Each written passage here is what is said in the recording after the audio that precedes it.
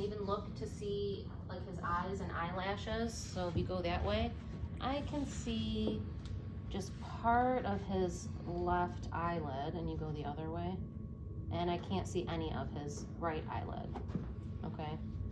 Right, or you like said bridge of the nose. So he's mildly limited comparatively to his left, okay? So now, think about palpation. So I'll show you in sitting, right? Again, if we're gonna palpate his C2, if you go from the occiput, okay, you're gonna find a divot, and the first bony bump is C2. So when you have them in supine, go from their occiput, feel like you're in the middle of their neck, that's his C2. So I'm gonna go laterally and squeeze the body of L or C2, okay? Most people tend to be too posterior. You wanna be very medial, okay?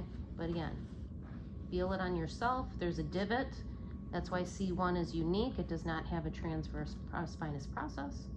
So we go and feel that first bump, C2, and you squeeze it pretty tight when you're stabilizing to do the official cervical isometric rotational manipulation.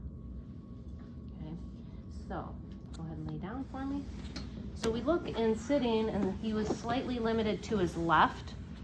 So you would potentially expect there to be maybe a difference with this test to the left. But right, in sitting, we have all the vertebrae moving, okay, in this neutral position, right? But like say 50 to 60% of the ability to rotate our head and our neck comes from C1 and C2. So that's where we're gonna more directly assess that in this position. So we like a bowling ball, right? We're gonna cup the side of his occiput, put him into maximal cervical flexion. So in theory, we're locking out all of the other cervical spine joints. And then I'm looking at the bridge of his nose. I passively rotate him. He's right about 45 degrees to the right. 30 degrees to the left, right? So there's more than a 10-degree difference from one side to the other, positive test. Or if there's less than 30 degrees of rotation, either direction, or both, positive test.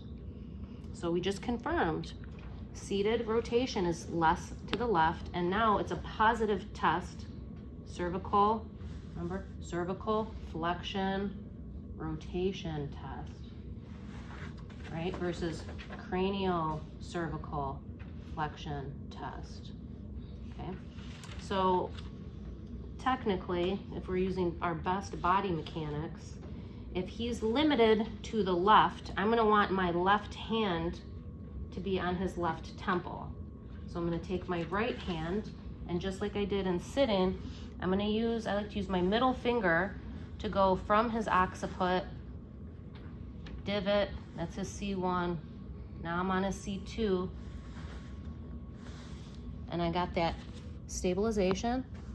And now my hand is on the left temporal region because he's limited to the left. And then this is where you're gonna rotate your head into my fingers as hard as you can without increasing your pain, okay? Go ahead. Good, and I'm meeting less. Here, hold on. Less. Yeah, but I'm weak. So, okay, so as hard as you can without pain, but he's going too hard, so less, because he's using his SCMs, he's going really hard. So just how about start gently? There, and just a little harder, okay? Because we want him stable. We want to hold C2 in place for 10 seconds. But generally, most people aren't gonna be this strong as he is in the clinic. Strong neck. Good, and then relax. That's where we can bring him slightly further into rotation until I feel some movement into my stabilizing fingers at C2. Go and try again. Right, we wanna do at least 3 to up to 5 repetitions. So we're gonna do 3. Good, and relax it. And a little further. Keeping it in a pain-free range. If it hurts, we'd back him out of that range. Good, for 10 seconds. And then you rest. And then we retest, right? Maximal cervical flexion 40, now he's almost 50 degrees. Oh, Jesus. 45. Wow. Negative test, because we just fixed him. All right, and then you can also sit your person up. And then you test active movement. And this is where they're like, oh yeah, that feels better. Wow. So go and try turning each way, right? I can't see his eyes anymore. To the left. Bye-bye eyelid. Okay? He's good.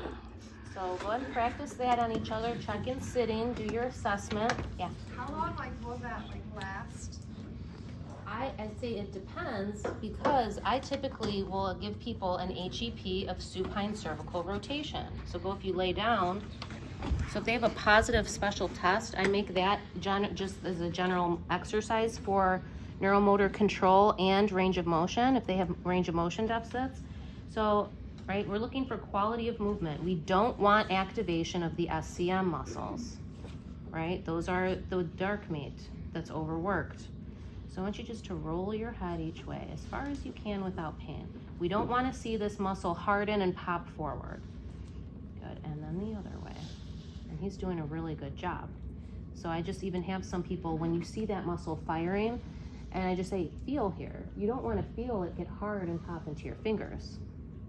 Yeah, and he's doing a great job. We'll like, if you notice your partner is having issues with this and they're using their SCM, call me over and then we'll have everyone see, so you can see what an abnormal motion looks like. But so I'll have people do work up to 3 sets of 10, right? And if they come back to the clinic too, and they're consistently stiff to the left, then you can make that another HEP or in the clinic exercise. So you can have him do, right in your middle, you can have him do it to himself. Right, so take your left hand, put it at your temple, and then push as hard as you can without pain, keeping your head nice and neutral for 10 seconds. Every person is different in terms of when it will get back to normal. I have some people that maybe it's more acute, their symptoms, that it could take 1 or 2 visits, and then it's consistently normal. I have one lady, Susie, I could think of, who had a cervical fusion from, I believe it was C4 down to T1. And when she started therapy, she had like maybe 5 degrees of active rotation and sitting. And when she had been fused for over a year or 2, so I did the test. I could only get her here because she was fused. It was like 5, 10. Her upper cervical spine is not fused, so we can improve mobility there. And I would show her, and she was consistently stiff to her left, so she would do that every morning. And then after a month or so, it was consistently fine, and she went to have like 90% full cervical rotation and sitting, even though she was fused from C4 down to 7, T1 area. Yeah. Other questions? Yeah. What were the parameters for a positive test today? For cervical, right, flexion, rotation test, less than 30 degrees either side, so it could be positive only to the right if it was, say, 20 degrees. Like with Susie, when I got her up here, it was like 10 degrees, like 10, and she's like, ow, oh, you know, it hurts too, because the joint is so stiff. So whether she had like 10 degrees to the right and 30 degrees to the left, so basically, again, if it's less than 30 degrees either direction, positive test. If it's a 10 degree or more difference, one side versus the other, positive special test. Good, anything else? Okay, so practice in sitting.